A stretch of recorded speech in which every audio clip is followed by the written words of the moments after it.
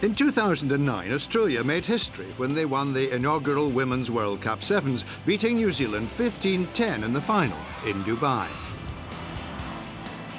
This weekend in Moscow, the Australians will be defending their title with a new crop of talent. Back then, the game was completely different. They had big girls, they just ran over the top of them, where we've got quite small girls and we try and run around them and use our skill.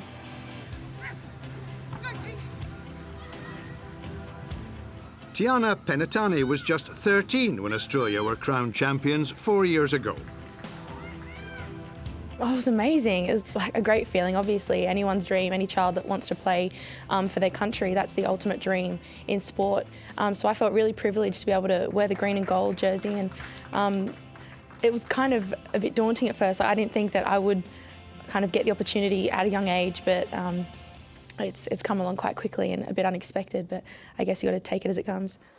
Tahu is the only survivor from Australia's success in Dubai, but Shani Williams was a member of the 15-a-side squad that finished third at the 2010 World Cup.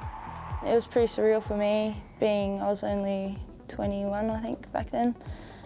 It was just pretty big hype sort of thing leading up to it.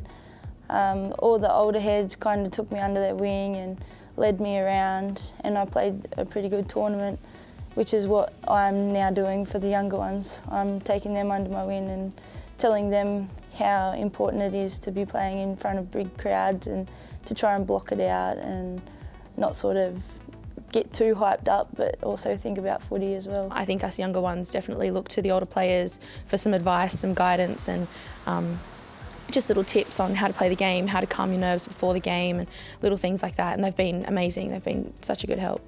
It's been so much fun though to be on tour with the big girls and playing with some of my idols in sevens. I've taken the challenge. They always say how old I am, but I think I'm not too old. I'm 25, so I think I have changed as a person and changed as a footy player from, just my experiences, which is what these girls are going to do as well, and hopefully they're going to take it up that next step for World Cup.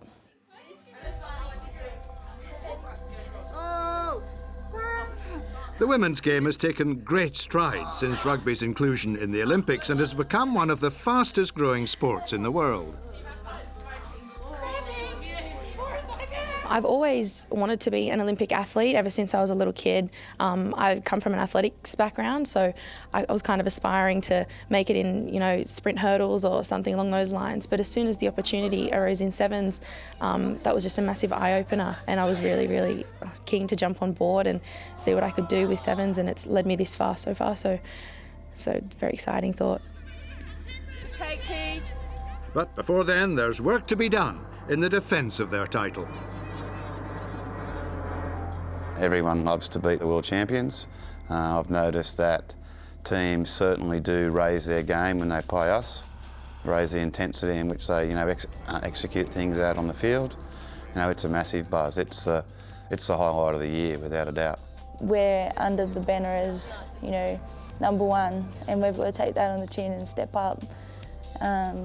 But everyone's thinking we're number one and wanting to take that away from us, so we don't want that. We want to come home with the win. It's unlikely to top the charts, but the Sevens World Cup has its very own official song. Here's a snippet to whet your appetite.